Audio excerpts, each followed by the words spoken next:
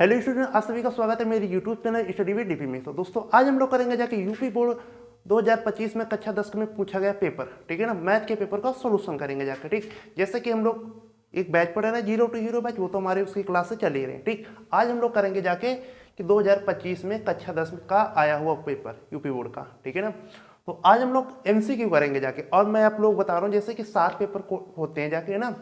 तो सेट कितने होते हैं हमारे? 7 होते हैं। तो 7 में से हम लोग आज एक सेट करेंगे जाके, जो हमारा पेपर कोड है, ठीक। पेपर कोड हमारा कौन सा है जाके? 822 में, जो कि BW, ठीक है। ये हमारा क्या हो गया जाके? पेपर कोड है। तो इस पेपर के हम लोग क्या करेंगे? MCQ को सोल्यूशन करेंगे जाके, ठीक। कैसे आते हैं MCQ और उनको कैसे करना है, ठीक है। तो बात करते हैं अपने पहले क्वेश्चन की। पहला क्वेश्चन हमारा ये कह रहा है कि cos A के माइनस cot A और एक ब्रैकेट में 1 प्लस cos A का मान। तो उसने ये बोल रहा है कि cos A के, ठीक है, माइनस का cot A, ये एक ब्रैकेट में और एक ब्रैकेट में क्या है? 1 प्लस cot A। उसने इसका मान आपसे पूछा है। तो देखो हम लोग क्या करेंगे जाके, ये जो हमारा cos A के, इसको हम लोग क्या लिख सकते हैं? 1/sin A, और cot A को लिख सकते हैं cos A अपान में sin A, ठीक। हम लोग इस ब्रैकेट को ऐसे लिख सकते हैं ना, क्योंकि cos A इक्वल टू होता है 1/sin A, ठीक। और cot A इक्वल टू होता है cos A अपान में sin A, फार्मूला होता है। तो हमने इसको लिख दिया। अब इधर हम लोग क्या करेंगे? ऐसे ही इसको हम लोग लिखा रहने देंगे। यहाँ पे हमारा क्या है जाके, यहाँ पे हमारा देखो cos A है, यहाँ पे cot A नहीं, हमारा यहाँ पे cos A है, और ये वाला हम लोग 1 प्लस cos A ऐसे लिखा रहने देंगे, ठीक है ना। हम लोग इस ब्रैकेट को सॉल्व करेंगे तो यहाँ पे हम लोग sin A क्या ले लेंगे? LCM ले लेंगे। तो ऊपर कितना आ जाएगा? 1 माइनस का cos A, ठीक। नीचे हमने क्या कर लिया? LCM ले लिया। ऐसे ही ये चीज़ हमारी इंटू में 1 प्लस का cos A, ठीक है। अब हम लोग क्या करेंगे जाके, यहाँ पे देखो A माइनस बी और यहाँ पे A प्लस बी, ठीक। तो एक फार्मूला होता है जाके A माइनस बी और A प्लस बी का एक फार्मूला होता है A स्क्वायर माइनस का B स्क्वायर, ठीक है। तो हम लोग इस फार्मूले को अगर जब यहाँ पे लगाएंगे तो A स्क्वायर मतलब 1 का स्क्वायर 1 हो जाएगा, B स्क्वायर मतलब कॉस स्क्वायर A बटे में साइन A, ठीक है। तो 1 माइनस कॉस स्क्वायर A कितना होता है? ये हमारा होता है साइन स्क्वायर A होता है बटे में साइन A। तो साइन A से स्क्वायर हमारा कैंसिल हो गया। तो आंसर कितना आ गया जाके? Sine A। तो साइन A हमारा क्या हो जाएगा? राइट आंसर हो जाएगा, ठीक। तो ऑप्शन नंबर डी हमारा क्या हो जाएगा? राइट आंसर हो जाएगा। हम लोग बात करते हैं नेक्स्ट क्वेश्चन की। देखो नेक्स्ट क्वेश्चन हमारा क्या कह रहा है?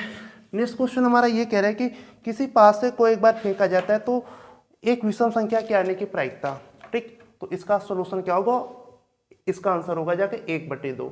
हमने इसको कैसे किया? हम लोग देखो बात कर रहे हैं। देखो जब हम लोग पासे को फेंकते हैं तो जो उसमें टोटल दो जो सैंपल स्पेस होते हैं जाके, टोटल वो हमारे कितने होते हैं जाके, ठीक है ना।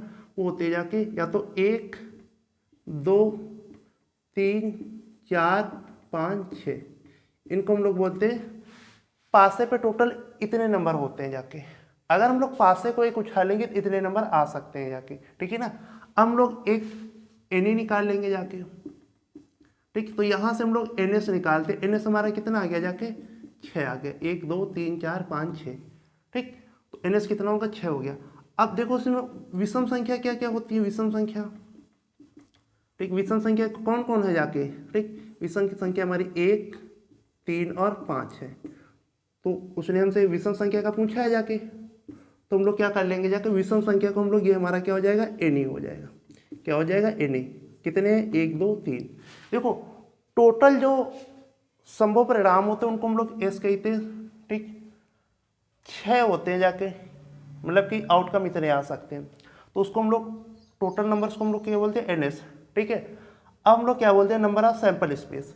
अब विषम संख्या की उसने प्रायिकता पूछी हमने, विषम संख्या कौन कौन है? 1 3 5 है, उसको हम लोग NA कहते हैं, ठीक है। नंबर ऑफ इवेंट मतलब कि अनुकूल परिणामों की संख्या। अब हमारा प्रायिकता बराबर फार्मूला क्या होता है? P बराबर में NE बटे में NS होता है। P बराबर NE बटे में NS। तो NE हमारा कितना है? 3, और NS कितना है हमारा? 6। 3 दूनी 6, तो 1/2 हमारा क्या हो जाएगा? इस क्वेश्चन का राइट आंसर हो जाएगा। तो देखो आप लोग बस ये सॉल्यूशन नहीं करना है, अगर आप पहले से तैयारी करके जाएंगे तो आपको पता होना चाहिए कि टोटल एक पासा उस चला जाता है, टोटल सैंपल स्पेस हमारे 6 होते हैं, क्योंकि फार्मूला बस याद रखना P बराबर NE/NS होता है, ठीक। और ये सब हमको कुछ भी नहीं करना है, ये सब जो है, ठीक। बस हमें इतना पता है कि प्रायिकता का जो हमारा फार्मूला होता है जाके वो होता है PE = NE/NS होता है, ठीक। NS हमारा क्या होता है, जो टोटल नंबर होते हैं, टोटल मतलब कि कुल संभव परिणाम कितने 6 होते हैं एक पासे पे। अब हमसे उसने विषम की प्रायिकता पूछी, तो विषम अंक कितने होते पासे में 3 होते, तो 3/6, तो 1/2 हमारा क्या आ जाएगा इस क्वेश्चन का राइट आंसर। ये था इस मतलब ये तरीका था ऐसे क्वेश्चन को करने का, ठीक है ना। बाकी मैंने आप लोगों को डिटेल में बता दिया जिससे आपको समझ में आ जाके, ठीक है ना। तो 1/2 इस क्वेश्चन का ऑप्शन नंबर बी क्या हो जाएगा, राइट आंसर हो जाएगा, ठीक है। अब हम लोग बात करेंगे जाके अपने अगले क्वेश्चन की। अगला क्वेश्चन हमसे देखो क्या करे कि निम्नलिखित बारंबारता बंटन का माध्यक वर्ग होगा। देखो आपसे क्वेश्चन पूछेगा माध्यक वर्ग बहुलक वर्ग, तो हम लोग उसको कैसे करते हैं। देखो माध्यक वर्ग हमसे उसने पूछा है, ठीक है। तो देखो पहले हम लोग लिख लेंगे जाके जो उसने वर्ग अंतराल बोला है, वर्ग अंतराल, ठीक है। और उसने क्या बोला है, बारंबारता, बारंबारता, ठीक है। अब देखो उसने वर्ग अंतराल में क्या क्या दिया है जाके 0 से 5, ठीक है, और 5 से 10, और 10 से 15, और 15 से 20, और 20 से 25, ये उसने हमको वर्ग अंतराल दे दिया। और जो उसने हमको बारंबारता दी है जाके उसको भी हम लोग लिख लेते हैं 3, ठीक है, 2, 5, 4, 1, ये हमको क्या दी उसने बारंबारता दी, ठीक। तो देखो हम लोग सबसे पहले क्या कहते हैं, कहें कि हम लोग एक यहाँ पे कॉलम बनाएंगे जाके संचयी बारंबारता। हम लोग कॉलम क्या बनाते हैं, संचयी बारंबारता। जब हमको अगर बारंबारता दे दे और ऐसे वर्ग अंतराल दे तो हम लोग माध्यक वर्ग ज्ञात करने को बोले, ठीक है। या फिर हमसे वो कह सकते हैं माध्यिका ज्ञात कीजिए, हम लोग एक कॉलम क्या बनाते हैं, संचयी बारंबारता का कॉलम बनाते हैं, ठीक। अब संचयी बारंबारता देखो कैसे बनती है, इस 3 को हम लोग ऐसे 3 लिख देते हैं, ठीक है। अब हम लोग यहाँ पे इसको इसमें जोड़ के लिखेंगे, मतलब इसको हम लोग ऐसे ऐड करेंगे, फिर इधर लिखेंगे 5, ठीक। फिर हम लोग इसको इसमें ऐड करेंगे, ऐसे हो जाएगा हमारा 10, ठीक। फिर हम लोग इसको इसमें ऐड करेंगे, इधर लिखेंगे 40, ये मैं समझाने के लिए ऐसे बता रहा हूँ, ठीक है। और फिर हम लोग इसको ऐड करके लिखेंगे जाके 15, ठीक है। और ये जो बारंबारता होती है इसको हम लोग n बोलते हैं, इसको हम लोग ऐड कर लेते हैं, इसका हम लोग सम निकाले, मतलब इसको हम लोग ऐड कर लेंगे, ठीक। 3, 2, 5, 10, 4, 14, 1, 15, ये हमारा कितना आ गया जाके 15 आ गया, ठीक है। तो हमने क्या किया, एक संचयी बारंबारता बना ली। संचयी बारंबारता हम लोग कैसे बनाते हैं, इसको हम लोग ऐसे लिखो सामने, ठीक है, पहले नंबर को ऐसे लिख दो, उसके देखिए हम लोग कैसे कैसे नंबर लिखते हैं, इसको हम लोग ऐसे ऐड करके, फिर इसको लिखना है, इसको इसमें ऐड करके, इसको लिखना है तो इसको इसमें ऐड करके, फिर इसको इसमें इसको ऐड करके, ऐसे हम लोग संचयी बारंबारता बनाते हैं, ठीक है। और फिर हम लोग क्या करेंगे, बारंबारता का हम लोग सम ज्ञात कर लेते हैं। क्या कर लेते हैं हम लोग, सम ज्ञात कर लेंगे, ठीक है ना। हम लोग यहाँ पे क्या ज्ञात कर लेंगे जाके, हम लोग यहाँ पे सम ज्ञात कर लेते हैं, ठीक। अब देखो सम हमारा कितना है जाके, फिर 15 है जाके, तो हम लोग क्या करेंगे 15 का आधा, मतलब कि n/2 निकालेंगे, तो 15 का आधा कितना हो जाएगा जाके, काटेंगे जाके तो 7.5, n/2 हमारा कितना आ गया जाके 7.5 आ गया, ठीक है। अब यही से हमारा माध्यक वर्ग हमको पता चल जाता है। आप ये देखो कि जो हमने n/2 निकाला है, ठीक, इससे जस्ट बड़ी संचयी बारंबारता किसकी है, इससे जस्ट बड़ी संचयी बारंबारता किसकी है, तो 7.5 से जस्ट बड़ी संचयी बारंबारता किसकी है, 10 की है, ठीक। तो फिर 10 के सामने ही यहाँ पे जो होता है यही हमारा क्या हो जाता है, माध्यक वर्ग। यही हमारा क्या हो जाता है बच्चों, यही हमारा माध्यक वर्ग हो जाता है, ठीक। तो इस क्वेश्चन का जो माध्यक वर्ग होगा जाके 10 से 15 होगा जाके। तो ऑप्शन नंबर हमारा कौन सा राइट आंसर हो जाएगा, ऑप्शन नंबर सी हमारा राइट आंसर हो जाएगा। हम लोग क्या करते हैं, एक तो बारंबारता से हम लोग संचयी बारंबारता बनाते हैं, ठीक, संचयी बारंबारता ऐसे बनाते हैं, और हम लोग फिर बारंबारता जो कॉलम होता है उसको हम लोग ऐड करते हैं। और याद रखना जो संचयी बारंबारता में लास्ट टर्म आता है, ठीक, वही हमारा सम होता है बारंबारता का, ठीक। फिर हम लोग क्या करेंगे, n का हम लोग n/2 का मतलब जो n निकला उसको हम लोग 2 से भाग करेंगे, तो हमारा कितना था 7.2। जो हमारा n/2 आता है उसको हम लोग ये देखते हैं कि वो हमारा n/2 से जस्ट बड़ी संख्या बारंबारता कौन सी है। तो 7.5 से जस्ट बड़ा नंबर क्या संख्या बारंबारता में 10। तो 10 के आगे हमारा क्या होता है, ये वाला हमारा बहुलक वर्ग अंतराल जो होता है वही हमारा क्या होता है, माध्यक वर्ग होता है। ठीक, तो ऐसे ही क्वेश्चन आपको बहुलक वर्ग भी आपसे पूछ सकता है। ठीक, तो हम लोग बात करेंगे जाके अपने नेक्स्ट क्वेश्चन की। अब नेक्स्ट क्वेश्चन की हम लोग बात करते हैं। नेक्स्ट क्वेश्चन देखो क्या करें, कह रहे कि निम्नलिखित सारणी का बहुलक वर्ग होगा। अब देखो उसने हमसे क्वेश्चन में क्या बोल दिया, उसने हमसे क्वेश्चन आपकी बहुलक वर्ग पूछा। पीछे क्वेश्चन उसने हमसे क्या पूछा था कि माध्यक वर्ग बताइए, अब उसने हमसे पूछा बहुलक वर्ग बताइए। ठीक, तो देखो हम लोग ऐसे ही बनाएंगे जाके, वर्ग अंतराल हमको दिया है, क्या दिया है, वर्ग अंतराल। बच्चे सब लोग आसानी से समझो, चीज़ें आपको समझ में आएंगी। देखो आप लोग थोड़ा सा पेपर को देखिए, ये नहीं कि मतलब जब हमारी तैयारी हो जाए तब हम पेपर को देखें कि पेपर कैसा आता है। ठीक है ना, आप शुरू में भी पहले देख लो कि पेपर कैसे आता है, या आपने कुछ चीज़ें पढ़ी हैं तो फिर भी आप चीज़ों को सीखने की कोशिश करो कि मतलब पेपर कैसे आएगा जाके। ठीक है ना, और हमको उसको कैसे करना है। ठीक है, अब देखो बहुलक वर्ग हमने पूरे पहले वर्ग अंतराल लिखा। ठीक, फिर ऐसे ही हमको एक बारंबारता का कॉलम दे दिया। ठीक, तो हम लोग क्या करेंगे जाके बारंबारता का कॉलम लिखेंगे जाके। ठीक, जैसे हमको क्या कह रहा है कि वर्ग अंतराल। ठीक, अब देखो उसने दिया है कि 0 से 7 और 7 से 14। ठीक है, और 14 से 21। ठीक, और फिर क्या दिया 21 से 28, और 28 से हमको क्या दिया 35, और 35 से क्या दिया हमको 42 दिया। देखो एक चीज बारंबारता हम लोग लिखेंगे देंगे जाके 1, 12। ठीक, और 3, 6, 2, 4। देखो अगर हमसे पूछे बहुलक वर्ग, तो बहुलक वर्ग में हमें कुछ नहीं करना होता है। बहुलक वर्ग में हम लोग केवल ये देखते हैं कि जो हमारा बारंबारता वाला कॉलम है उसमें सबसे ज्यादा बारंबारता किसकी है। ठीक, तो सबसे ज्यादा बारंबारता किसकी है, 12 की है।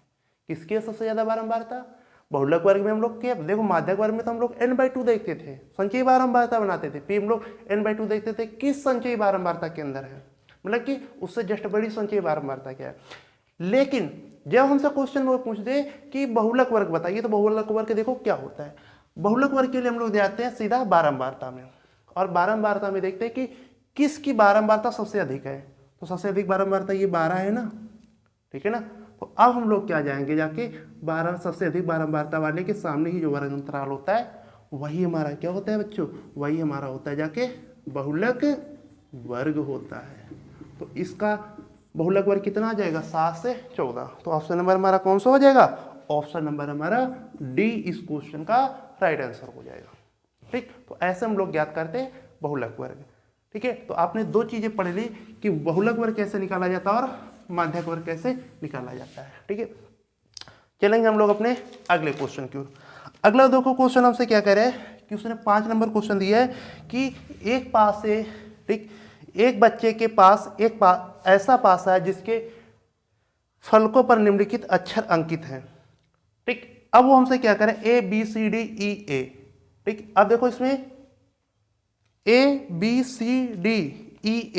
ठीक है ना, अब इसमें क्या है कि यदि पासे को एक बार फेंका जाता है तो ए के प्राप्त होने की प्रायिकता। देखो यहां पे उसने क्या दिया है ABCDEA। ठीक, मतलब कि वो देखो ए रिपीट कर रहा है, वो रिपीट करे चाहे जो करे, कुछ से हमको नहीं मतलब है। बस हमें ये देखना है कि टोटल कितने 1 2 3 4 5 6। ठीक, कितने प्राणी है टोटल, प्रायिकता हमसे पूछे, बस हमें ये देखना है कि टोटल प्राणी कितने टोटल प्राणी हमारे, टोटल प्राणी हमारे 6 हैं।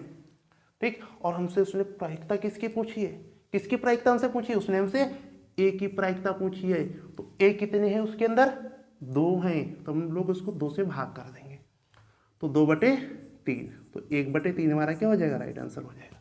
अच्छा, हमने ऐसे क्यों किया कि 6 को नीचे रखा 2 को, क्योंकि हमारा फार्मूला होता है प्रायिकता equal to P equal to NE/NS। NE हमारा क्या होता है, जिसकी प्रायिकता पूछता है वो टोटल नंबर। ठीक, NS हमारा क्या होता है कि total number of sample space, total number of sample space का मतलब कि कितने टोटल नंबर हैं, कितने टोटल नंबर हैं 6 हैं, वो हम लोग नीचे रखते हैं। और NE जिसकी हमसे प्रायिकता पूछ रहा है कितने ए की पूछ रहा है, तो हम लोग ए हमारे 2 हैं। ठीक, तो इस फार्मूले से हमारा सोल्यूशन आया जाके, तो तो 1/3 आ गया जाके। तो इस क्वेश्चन का जो राइट आंसर हो जाएगा ऑप्शन नंबर हमारा सी राइट होगा।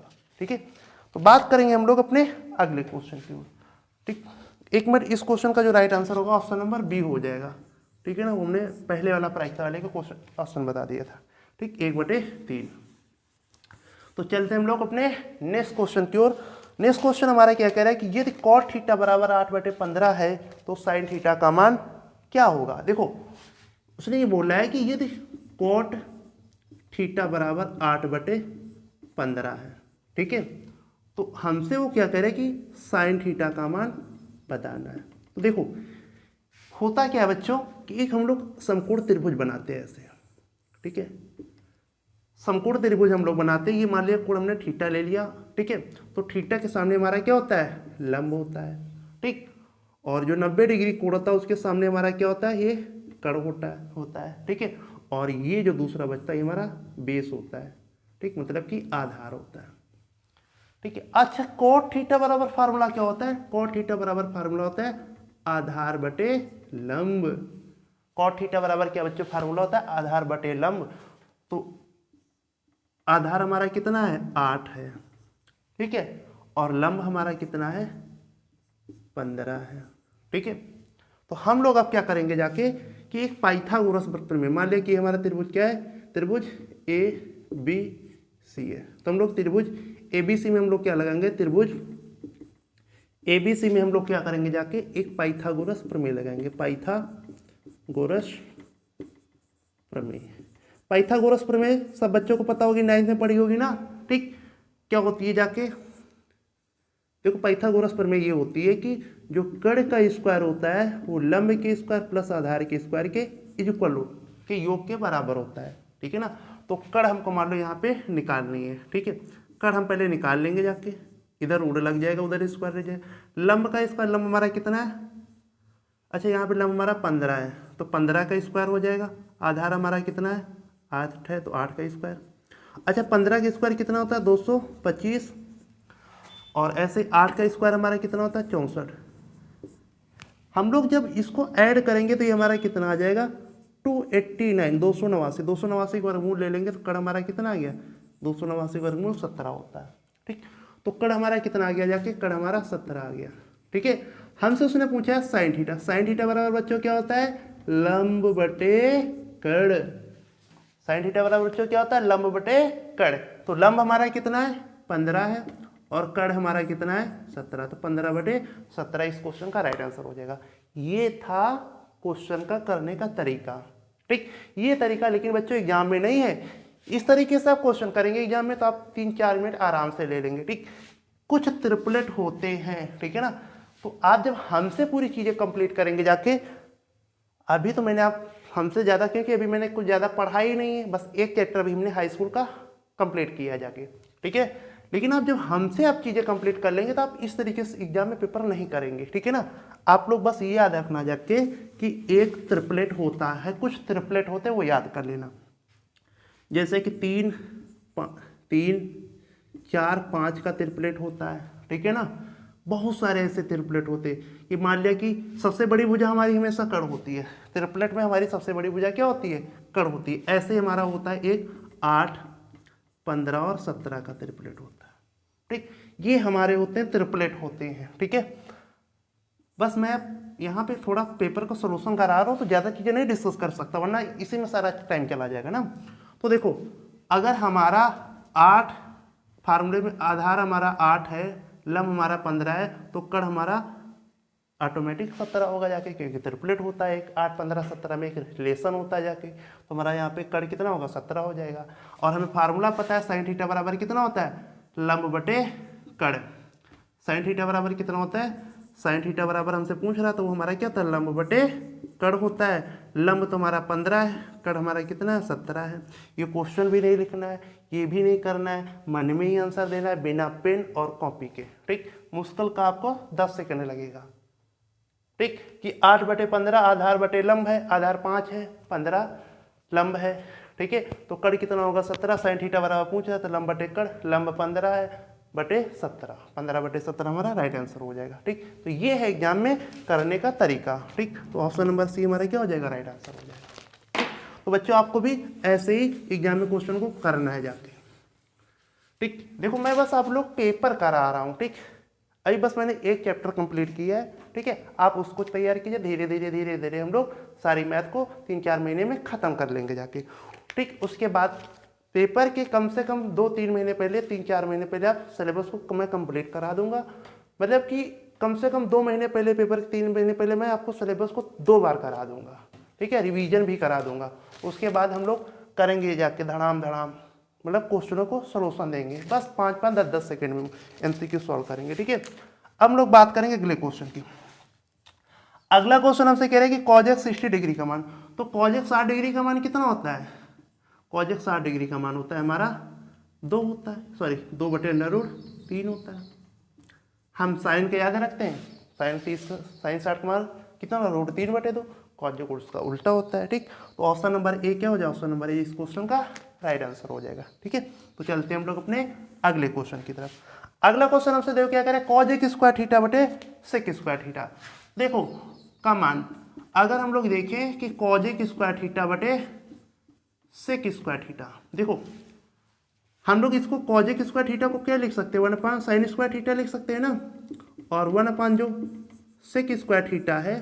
ठीक, अब हम लोग पहले देखो, हम लोग cos x स्क्वायर थीटा को लिख देंगे 1/sin स्क्वायर थीटा, और ये जो 1/sec स्क्वायर थीटा इसको हम लोग लिख सकते हैं cos square theta.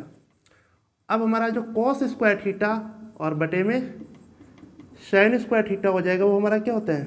cot square theta. अभी मैंने पीछे एक फार्मूला डिस्कस किया था कि cos बटे sin हमारा क्या होता है? cot होता है। ठीक है, तो इस क्वेश्चन को जो राइट आंसर हो जाएगा ऑप्शन नंबर डी इस क्वेश्चन का राइट आंसर हो जाएगा। तो चलते हैं बच्चों अपने अगले क्वेश्चन की तरफ। अगला क्वेश्चन हमसे देखो क्या करें, क्वेश्चन नंबर 9 कह रहा है कि यदि HCF 35 और 49 का 7 है तो एलसीएम 35 और 49 का होगा। ये सारे क्वेश्चन मैंने आप लोगों को अपने मतलब जब हम लोग चैप्टर, ये हमारा जो क्वेश्चन है जाके ठीक वास्तविक संख्या चैप्टर का, जो कि हाई स्कूल बोर्ड का 10th क्लास का पहला ही चैप्टर है। ठीक, ये सारे तीनों क्वेश्चन मैंने उसमें कराए हुए हैं। ठीक है, हम लोग फिर भी यहाँ डिस्कस कर लेंगे। देखो हमको HCF दिया है 35 और 49 का, 35 और 49 का हमको क्या दिया है? HCF। ठीक है, ये दो संख्याएं, ठीक है ना, इनका हमको क्या दिया है? HCF हमको कितना दिया जाके? 7 दिया है। ठीक है, वो हमसे पूछ क्या रहा है? वो हमसे पूछ रहा है जाके एलसीएम क्या होगा इन दोनों का। ठीक, तो फॉर्मूला होता है पहली संख्या इंटू दूसरी संख्या बराबर में एलसीएम इंटू HCF। HCF कितना है? 7। फार्मूला होता है पहली संख्या इंटू दूसरी संख्या बराबर में एलसीएम इंटू HCF। ये हमारा क्या होता है? फार्मूला होता है कि जब हमको दो संख्याएं दे दे और एक लासा एक मासा का जिक्र करें तो हम लोग ये फार्मूला लगाते हैं। ठीक है, तो ये हो जाएगा 7 7 49, 7 का हम लोग गुणा कर देंगे, 7 × 35, 7 × 21, 21 3 24, 245 हमारा क्या आ जाएगा? एलसीएम आ गया जाके। ठीक है, तो ऑप्शन नंबर हमारा क्या हो जाए? ऑप्शन नंबर सी हमारा राइट आंसर हो जाएगा। ठीक है, तो ऐसे हम लोग करेंगे जाके इस क्वेश्चन को। अगला क्वेश्चन हम लोग बात करेंगे। अगला क्वेश्चन हमसे फिर एलसीएम HCF का है। ये कह रहा है कि दो संख्याओं 306 और 657 का HCF होगा। एक तो संख्या 306 हो गई, दूसरी संख्या हो गई जाके हमारी 657। ठीक, इसका हमसे उसने क्या पूछा है? HCF पूछा है। ठीक है ना, तो हम लोग क्या करेंगे जाके इनके फैक्टर करेंगे जाके। 306 के हम लोग क्या करेंगे? अभाज्य गुणनखंड। 306 का अभाज्य गुणनखंड 2 से काटेंगे, 2 1 कम 2, 2 पंची 10। ठीक है, और यहाँ कितना? 2 3 6। ठीक है ना, और हम लोग इसको ये हमारा कितने से कटेगा जाके? 3 से। 3 × 15 और 3 1 कम 3, 3 से कटेगा जाके, 3 1 कम 3, 3 7 21, 17 से कटेगा एक बार। तो 306 के हमारे अभाज्य गुणनखंड आए कि 2 × 3 की पावर 2 × 17। ठीक, ऐसे हम लोग क्या करेंगे जाके कि 657 के अभाज्य गुणनखंड निकाल लेंगे। ठीक, ये हमारा 3 से कटेगा, 3 दूनी 6, 3 1 कम 3, 3 9 27। ठीक है, फिर 3 से कटेगा, 3 7 21 और 3 3 9, ये हमारा 73 से ही कटेगा। उसने हमसे इसके अभाज्य गुणनखंड 657 के अभाज्य गुणनखंड कितने आ जाके? 3 की पावर 2 × 73। 3 हमारा 2 है, 2 बार है तो हमने इसको 3 की पावर 2 लिख दिया। ठीक है, हमसे क्या करें, इसका HCF बताना है। तो HCF बच्चों हमारा क्या होता है, HCF हमारा होता है कि जो उनमें कॉमन होता है, इसमें क्या कॉमन है, 3 कॉमन है, 3 की पावर 2 कॉमन है, तो 3 की पावर 2 क्या होता है, 3 के स्क्वायर 9 होता है। तो इसका HCF हमारा कितना आ जाएगा, 9 आ जाएगा। ऑप्शन नंबर बी इस क्वेश्चन का क्या होगा, ऑप्शन नंबर बी इस क्वेश्चन का राइट आंसर होगा। तो बात करेंगे हम लोग अपने अगले क्वेश्चन की। ठीक है, अगले क्वेश्चन की हम लोग बात करते हैं। देखो अगला क्वेश्चन हमारा क्या कह रहा है कि बिंदुओं ए कामा बी और बी 2a कामा 2b के बीच की दूरी। देखो एक बिंदु को कैपिटल ए दिया है a कामा बी, दूसरा बिंदु को कैपिटल बी दिया है 2a कामा 2b। अब हमसे क्या पूछा है, इनके बीच की दूरी। तो दो बिंदुओं के बीच की दूरी क्या होता है कि x2 माइनस x1 का whole square plus y2 minus y1 का होल स्क्वायर। ठीक है, अंडर रूट में। अब देखो ये हमारा x1 हो गया, ये हमारा y1 हो गया, ये हमारा h2 होगा, ये हमारा y2 हो गया। तो हम लोग फार्मूले में वैल्यू रखेंगे। h2 कितना है 2a माइनस a, x1 कितना है a का होल स्क्वायर प्लस y2 कितना है 2b माइनस y1 कितना है b का होल स्क्वायर। ठीक है, अब यहाँ पे हम लोग जब इसको घटा देंगे तो ये हमारा कितना बचेगा जाके a का स्क्वायर और यहाँ b का स्क्वायर।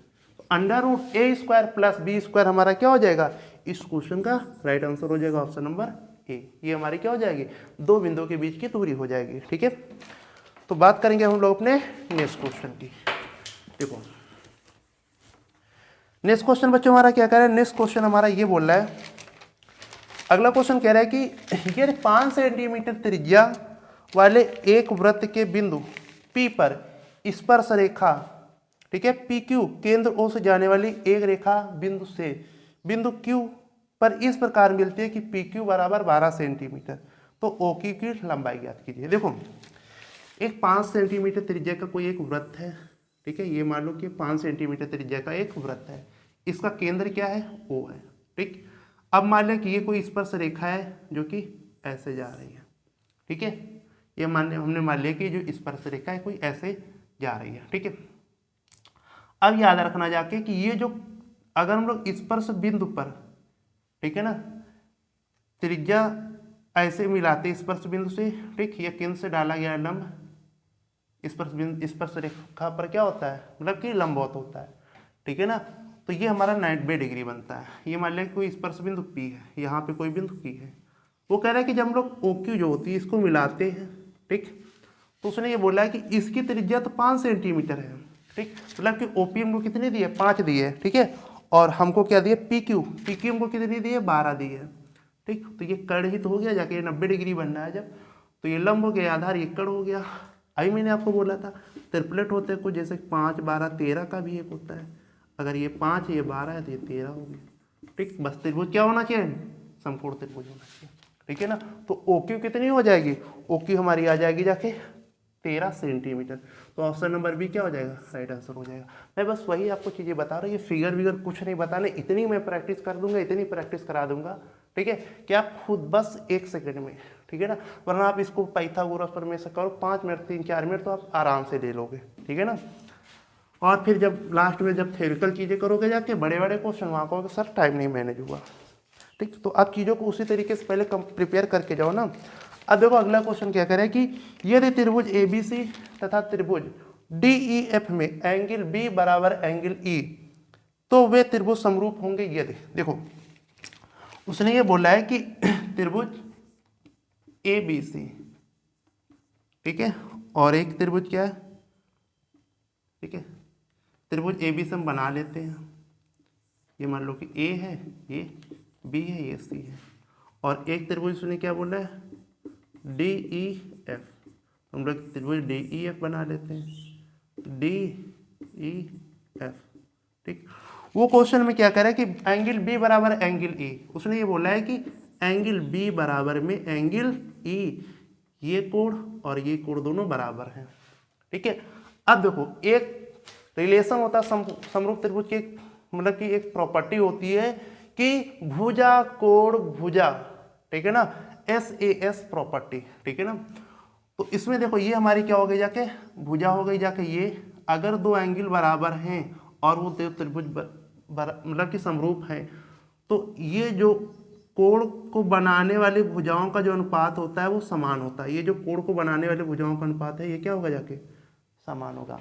तो मतलब ये कहने का मतलब है कि संगत भुजाओं का अनुपात जो होता है समान होता है। ठीक है, कि ए बी बटे में डी बराबर में, ठीक, बी सी बटे में ई एफ होगा जाके। ठीक है, तो ऑप्शन नंबर कौन सा हो जाएगा, ऑप्शन नंबर हमारा क्या हो जाएगा, ए बी बटे में डी बराबर बी सी बटे में E F. Option number B हमारा राइट आंसर हो जाएगा। ठीक, ये प्रॉपर्टी होती है भुजा कोण भुजा, ये प्रॉपर्टी होती है। ये हम लोग इसको कहते हैं SAS, साइड एंगल साइड।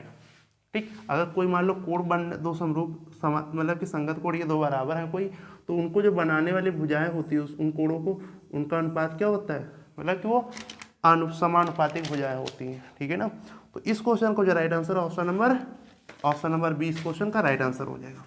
तो चलेंगे हम लोग अपने नेक्स्ट क्वेश्चन की तरफ। अगला क्वेश्चन देखो क्या करे कि 7 सेंटीमीटर त्रिज्या वाले एक वृत्त के एक त्रिज्यखंड का कोण 90 डिग्री है। त्रिज्यखंड का क्षेत्रफल, देखो त्रिज्यखंड का जो क्षेत्रफल होता है वो होता है थीटा बराबर, सॉरी एरिया बराबर क्षेत्रफल बराबर थीटा बटे 360 और पाई आर स्क्वायर होता है। ठीक, थीटा हमको कितना दिया, थीटा हमको कितना दिया बच्चे, 90 डिग्री, 90 बटे 60।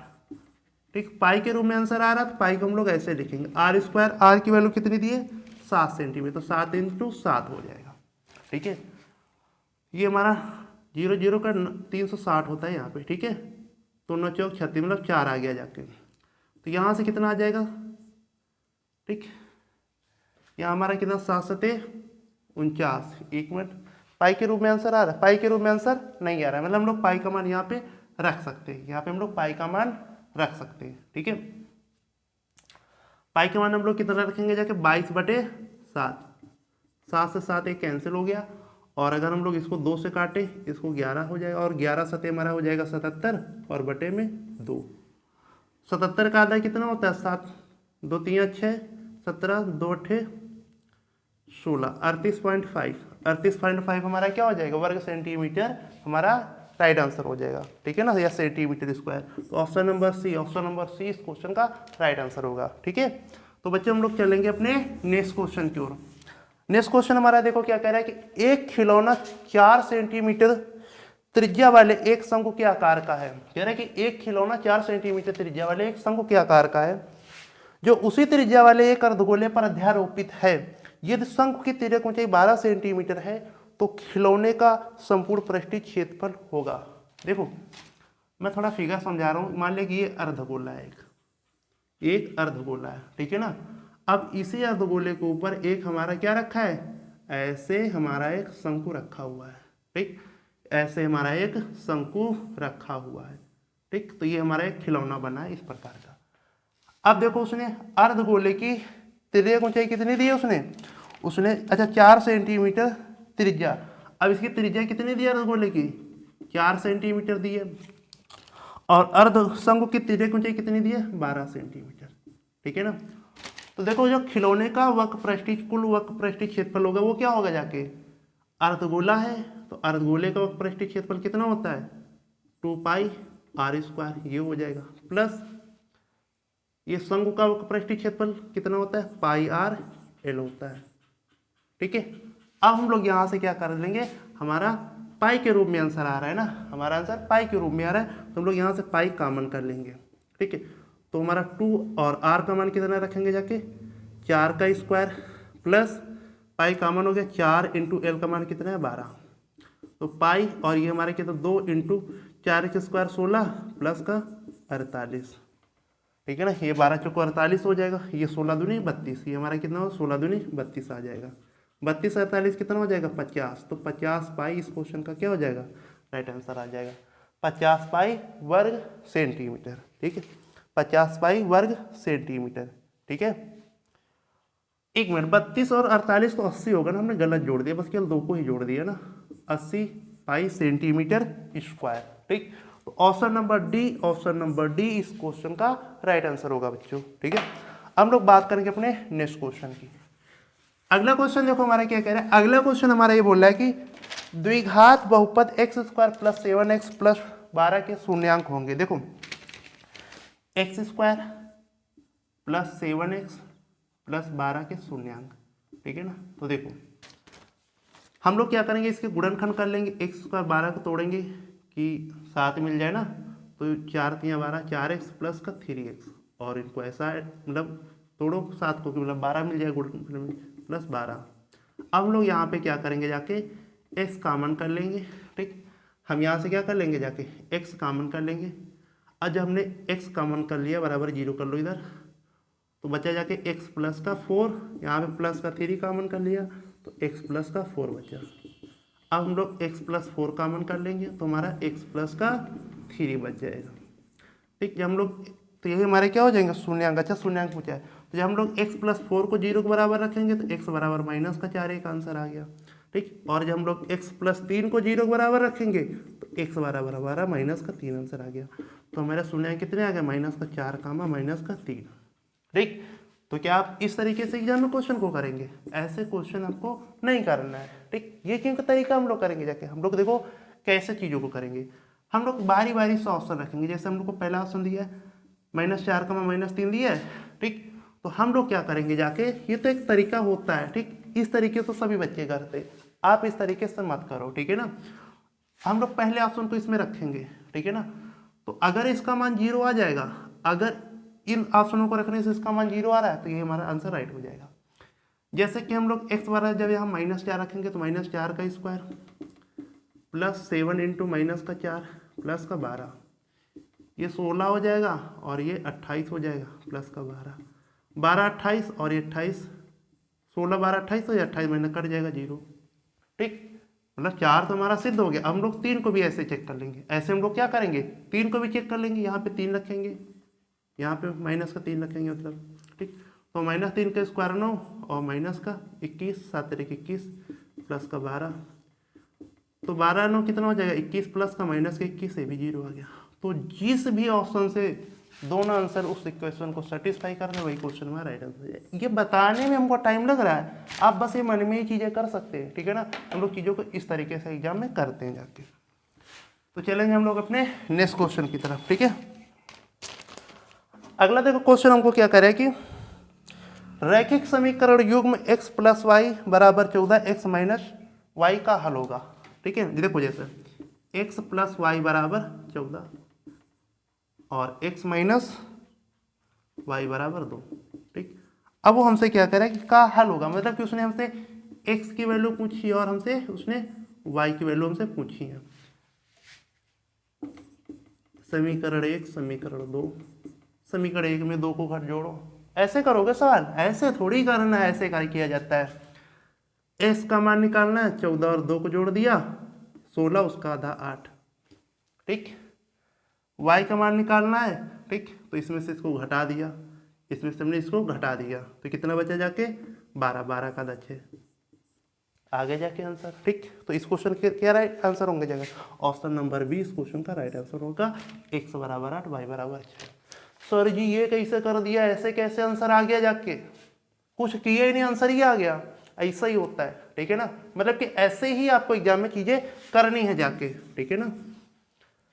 जब यहाँ पे हमको x और y के पूर्णांक हमको बराबर हों, ठीक है ना, तो हम लोग क्या करते हैं, आप बस एक x का मान निकालना है तो हम लोग इनको जोड़ देते उसका आधा, ठीक। y का हमको मान निकालना है तो इसको हम लोग घटा देते उसका आधा, बस यहाँ पे 1 प्लस 1 माइनस होना चाहिए। ये सारी चीजें जो होती है, ये नहीं मैं इसी क्वेश्चन में चीज लगा रहा हूँ, मैं तो कुछ चीजें बता ही नहीं रहा हूँ।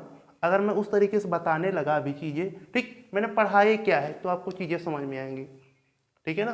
तो मैं बस कुछ क्वेश्चनों को दिखा रहा हूँ कि इतनी भी जल्दी आंसर आ सकता है, ठीक, अगर आप हमसे जुड़ के चीजें कंप्लीट करेंगे जाके, ठीक। MCQ होते हैं जाके 20 बेटा, 20 MCQ होते हैं, ठीक। आप उनको सॉल्व करोगे तब 35-40 मिनट इसी में 1 घंटा लगा दोगे जाके सॉल्व करके, ठीक। इस तरीके से करो आप, 20 MCQ आप 10 मिनट में आप करके चले जाओगे। क्वेश्चन को पढ़ने में टाइम लगेगा, आंसर देने में टाइम नहीं लगेगा, इतना याद रखना जाके, ठीक। उस तरीके से मैं आप लोग चीजें कराऊंगा, ठीक है। हम लोग बात करते हैं अपने अगले क्वेश्चन की। अगला क्वेश्चन देखो क्या करेगा, यदि द्विघात समीकरण के x स्क्वायर प्लस का 2 रूट 6x प्लस का 3 बराबर जीरो के मूल समान है तो उसके का मानेंगे। देखो अगर कोई भी समीकरण होता है, ठीक, कि देखिए उसके मूल समान है तो एक हमारा विविक्तकर का फार्मूला होता है डी बराबर बी स्क्वायर माइनस का 4ac, ये हमारा एक विविक्तकर होता है। अगर वो किसी भी समीकरण में कहते हैं कि इसके मूल समान है तो ये जो हमारा विविक्तकर होता है बी स्क्वायर माइनस 4ac, ये हमारा हो जाता है जीरो हो जाता है, ये हमारा क्या होता है जीरो हो जाता है, ठीक है। अब ऐसे हमको इक्वेशन क्या दी है कि एक्स स्क्वायर, ठीक, प्लस का 2√6x और प्लस का 3 बराबर 0। देखो हमारा b क्या होता है, जो x की पावर एक घात का गुणांक होता है, ये हमारा b होता है। a हमारा क्या होता है, जो x स्क्वायर का गुणांक होता है वो हमारा a होता है, ठीक है ना। और ये तो हमारा अचर पद कांस्टेंट होता है c, ठीक है। b स्क्वायर मतलब 2√6 का स्क्वायर, 2√6 का स्क्वायर माइनस का 4, a का मान कितना है k, c का मान कितना है 3 बराबर 0, 2 का स्क्वायर 4, √6 का स्क्वायर 6 माइनस का 12 k बराबर 0, 6 चौक 24 हो जाएगा, 12 के इधर आ जाएगा प्लस का हो जाएगा, तो 12 दूनी 24, तो के बराबर हमारा कितना आ गया जाके 2 आ गया जाके, के बराबर हमारा कितना आ गया 2 आ गया जाके। तो इस क्वेश्चन को जो राइट आंसर हो जाएगा ऑप्शन नंबर सी। बिल्कुल प्यार से आंसर देना, एनाटिक कर देना, क्योंकि कुछ बच्चे जल्दी जल्दी हम कर देते हैं, प्लस माइनस को देखते ही नहीं, क्योंकि ऑप्शन ए देखो माइनस का ऑप्शन है, ठीक, ऑप्शन डी सी हमारा प्लस का है, तो आप प्लस वाले को करना, ये गलतियां बच्चों होती हैं, ठीक है ना। अब हम लोग चलेंगे जाके आज के लास्ट क्वेश्चन की तरफ। अगला क्वेश्चन जैसे कह रहा है कि एपी माइनस का 6 comma minus 4 comma minus 2 comma dash, ठीक, का 7वां पद हमसे पूछा है, मतलब कि हमसे 7वां पद पूछा है, A7 पूछा है। वो क्या होता है, a प्लस का 6d होता है। 7वां पद का a प्लस का 6d, ए हमारा क्या होता है जो पहले होता है माइनस का 6 प्लस 6d हमारा क्या होता है इनका दोनों का, मतलब कि इसमें से इसको घटाना, ठीक है ना। तो हम लोग अगर डी निकालेंगे जाके तो -4 माइनस 6 प्लस हो जाएगा, डी बराबर होता है T2 माइनस का T1, मतलब कि कोई पद आप उठाओ दूसरा उसमें से पहला घटा दो, ये घटेगा तो माइनस प्लस का 6, तो हमारा ये कितना आ जाएगा 2 आ जाएगा, तो 2 माइनस का 6 प्लस का 12, तो ये घट जाएगा, कितना बचेगा प्लस का 6 बचेगा, क्या बचेगा ये प्लस का 6 बचेगा। तो ऑप्शन नंबर डी क्या हो जाएगा, ऑप्शन नंबर डी इस क्वेश्चन का राइट आंसर हो जाएगा, ठीक है ना। तो बच्चों हम लोगों ने क्या किया जाके 20 क्वेश्चन में समाप्त किए जाके, ठीक है। एक हम लोगों ने पेपर आपको दिखाया कि चीज़ों को कैसे करना है, ठीक है। बस मैंने आपको 5-6 क्वेश्चन ऐसे बताया कि चीज़ों को कैसे करना है, ठीक। बाकी हम लोग सारे के सारे क्वेश्चन ऐसे कर सकते हैं, ठीक है ना। लेकिन ये सब चीज़ें तब होती हैं जाके जब आप एक बार चीज़ों को पूरी कंप्लीट मैथ को अच्छे से पढ़ लेंगे, ठीक है ना। उसके बाद ये सारी चीज़ें हम लोग सीखते हैं, मतलब कि जैसे कोई चैप्टर हमने पहले पढ़ लिया, ठीक, फिर हम लोग 1-2 उसकी प्रैक्टिस क्लास करेंगे। आपको पहले बेसिक का नॉलेज होना बहुत जरूरी है, ये चीज़ें डायरेक्ट नहीं सीख सकते हैं, ठीक है ना। इसीलिए आप पहले बेसिक से चीज़ों को सीखिए जाके, ठीक, क्योंकि दोनों तरीके से क्वेश्चन को सीखना है, क्योंकि यही क्वेश्चन आपको 2 नंबर में भी आ सकता है, खंडवा में भी आ सकता है, ठीक। तो वहाँ तो ऑप्शन नहीं होता है ना, ठीक, तो वहाँ तो डिटेल में चीज़ें सॉल्व करनी पड़ेंगी, इसीलिए उस चीज़ों को 2 तरीके से सीखेंगे। तो टेक केयर दोस्तों, बाय बाय, मिलेंगे हम लोग अपने नेक्स्ट वीडियो में।